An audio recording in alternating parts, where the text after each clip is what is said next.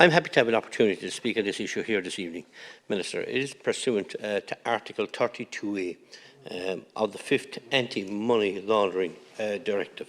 Member States are put in place national centralised automated mechanisms such as central registers for central electronic data retrieval systems, which allow the timely identification of any natural or legal person holding or controlling payments, accounts or safe deposit box. All sorts of financial crime is taking place now, with people getting phone calls day and night with all sorts of scams.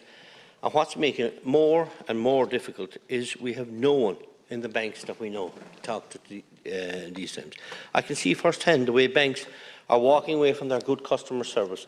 Look at our state's handling of the recent Bank of Ireland closures, standing idly by as banks in Bantry and Dunmanway, Bank of Ireland banks closed their doors to the customers last week without a whimper.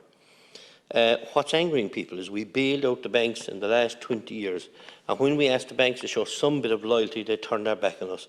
AIB is no different. They closed the AIB branch in Schull and many more places in West Cork and throughout the country a number of years ago, and many more branches, as I say, making it almost impossible for our elderly mainly to meet or talk to anyone, which in turn is working right into the hands of the criminals, as they know the customer and staff relationship is now broken.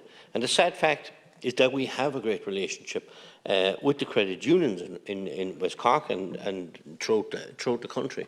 And the customers have a great relationship with their credit union staff there that are known. They're known by names, not by numbers or not by pressing a no button on the wall. They're looked after and carefully looked after by the bank officials. But the state are doing little to prevent credit unions. They're doing little to really let the credit unions compete. The same as the banks. There's no reason why we can't, and I can't understand why they can't.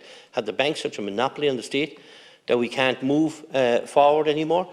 And this is again leading to more financial crime in straight talking terms, where we're playing into the criminals' hands in a situation that we have many ways to face up to this. But the building of the relationship between the banks and the customers, Minister, must be a first. And that, sadly, in this country is not happening, and it's leading to severe frustration and annoyance to the public out there. And as I said, with the closure of Bantry and Skibbereen last week of the Bank of Ireland banks, it's scandalous to think that the state stood idly by and let that happen to the people. Thanks, Michael.